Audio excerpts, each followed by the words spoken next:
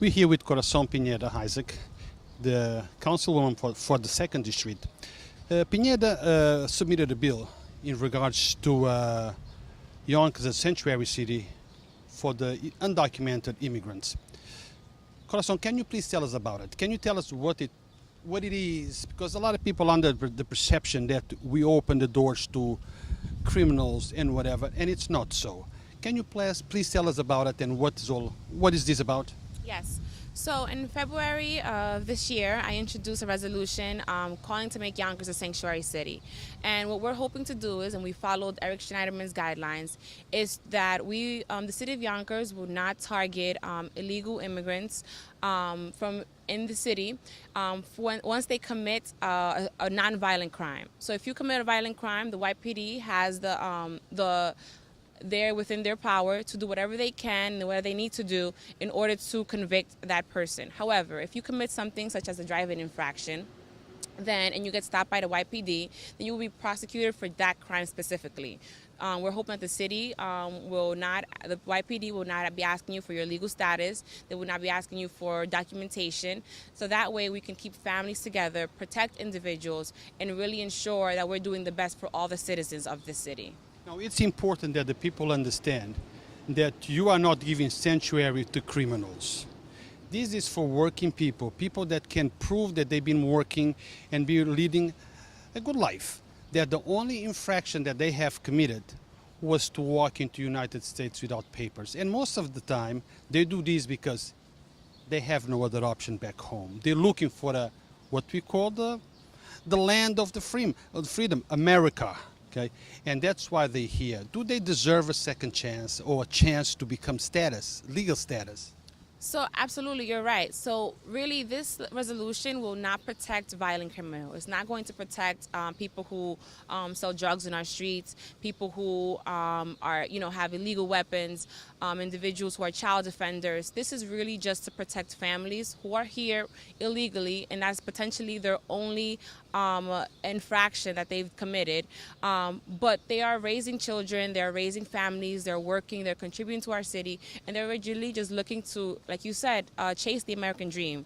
They are here because potentially their country left them no other option but to come into the United States. And we want to continue to support and protect those individuals.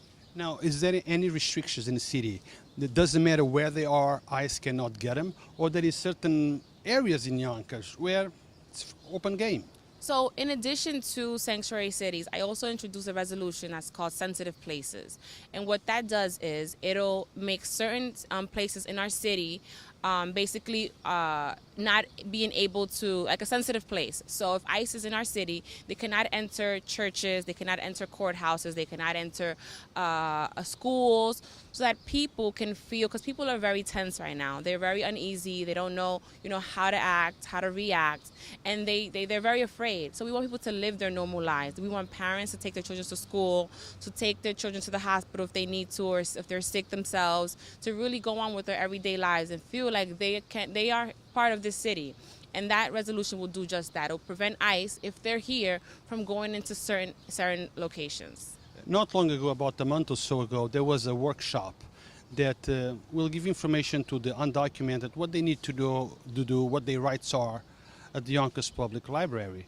Many folks didn't show up because they were afraid of going, because they felt like maybe on way in, on way out, somebody's going to be there and get them. Also doing protests, they're afraid to protest. They're afraid to exercise our First Amendment. Should they continue to be afraid, or things will change with your bill? So that's what we're hoping. We're hoping to allow people to not feel afraid anymore. And you're right, there are a lot of services that are offered throughout the city, through many organizations, and people want those services, but they're afraid to attend because they feel like, well, if the event is called Know Your Rights, that's an easy target for ICE to hit, right? And that seems like a fair assessment for them to make. And we're hoping that with this resolution, with this legislation, they'll feel like they're protected just a little bit more, that they can really go out, they can get information, they can gather information, they can go on with their everyday lives, and they continue to contribute to the city as they currently do. Yes, just yesterday I went to a clinic on 30 South Broadway, spoke with the director, and she told me that a lot of Latinos are afraid to go there because they're afraid that ICE might be waiting, or maybe crimes that are committed like home violence or whatever, victims are now afraid to call the police because they don't know if they will be taken in. Should they take it easy and relax about those things, Corazon? Absolutely. I think people should continue to report crime if they see it. They should, take their children to school. They should continue on with their everyday lives. And I will continue working to make sure that this passes, to push forth legislation that protects all the citizens of our city, because it's our responsibility to do such a thing. And I also want to mention that, sanctuary city, sensitive location, it really doesn't cover one group of people. There's a misconception that, immigrants are mostly of Latino background, but there's a huge Irish population here in our city, and some of them are undocumented. We also have immigrants from many other countries. We have them from Africa and from Haiti and, many other different places. And I think it's important that we understand that this legislation protects many people, not just one group of people. Corazon, is there a group or an office if somebody wants to call and ask for information? Do you know of any place where our Latino friends who are here undocumented, where they can call to ask for any information? Yes, there are many organizations that can be helpful. One of those is Catholic Charities. They offer many services and many resources for individuals. The Viva School, also good resources to know. If you have any specific questions, you can also contact my office.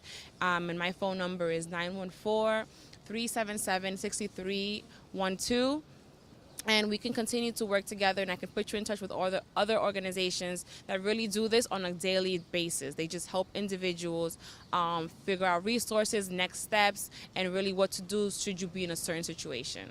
Well, Corazon, thank you very much. But I want you also to know that Yonkers Voice stands 100%, 1,000% behind you on this bill. We want to be your voice.